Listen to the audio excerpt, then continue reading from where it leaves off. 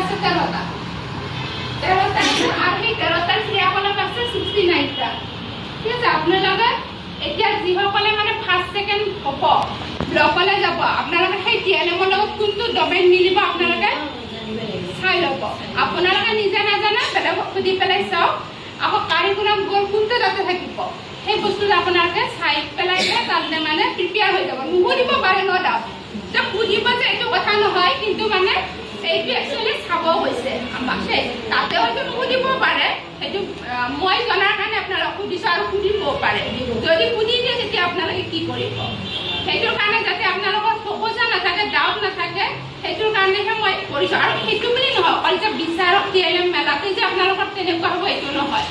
আপোনালোকৰ গমে পাই স্কুলত যেতিয়া আজিকালি ভিজিট দিয়ে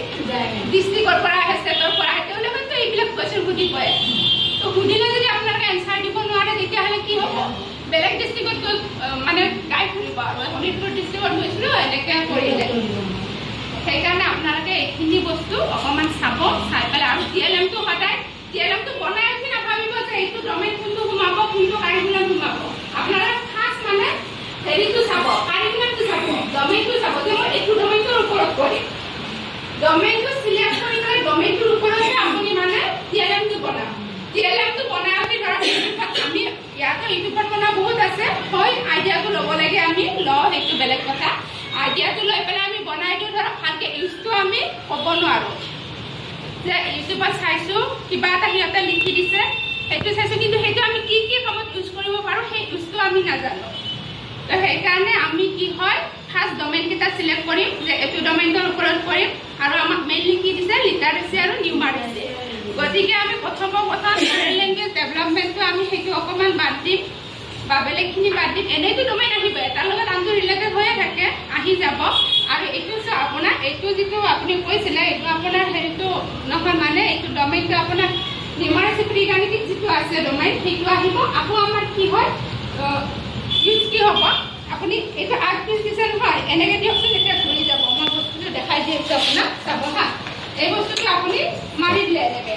ষ্টুডেণ্টক মাৰিব দিব মই জাষ্ট এইটো ইউজটো দেখাই দি আছোঁ হা তেখেতে মানে বনালে ঠিকে মানে প্ৰেজেণ্টেশ্যনটোত অকণমান হেৰি থাকি গ'ল চাব এই বস্তুটো এতিয়া মই মাৰি দিম চাব এনেকৈ ষ্টুডেণ্ট এজনক মাৰি দিব দিলোঁ মাৰিলে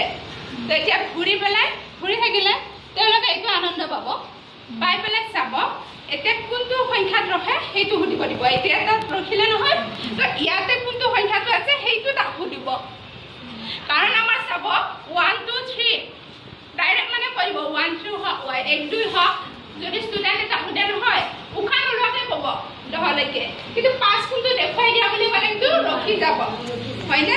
তো এই বস্তুটো মেইনলি সেইটোৰ কাৰণে হয় এই বস্তুটো মেইনলি সেইটোৰ কাৰণে 5 কোনটো যদি আপুনি 50 কৰি সোধে নহয় তেতিয়া ক'ব নোৱাৰে কিন্তু এটা উশাহত আপোনাৰ 10লৈকে কৈ দিব এই বস্তুটো আমাৰ কি হয় এই ফাইন মটৰটো ডেভেলপ হৈ যায় বুজিলে এটো নিউমাৰেচিৰ কাৰণে বনাইছে ঠিকে কিন্তু ফাইন মটৰটো কেনেকৈ ডেভেলপ হ'ব আমাৰ আঙুলি দি ঘূৰাব এইটো ফাইন মটৰ তাত ডেভেলপ হ'ব তো এনেকৈ আমি কি কৰিব লাগে যেইকেইজন এতিয়া চিলেক্ট হ'ব মই মানে হেৰিকেইটা চিলেক্ট কৰি যেইকেইজন চিলেক্ট হ'ব আৰু যিখিনি বনাইছে ভালে বনাইছে সকলোৱে বহুত কষ্ট কৰি বনাইছে তাৰ কাৰণে নিজে এটা হাত চাপৰি দিয়কচোন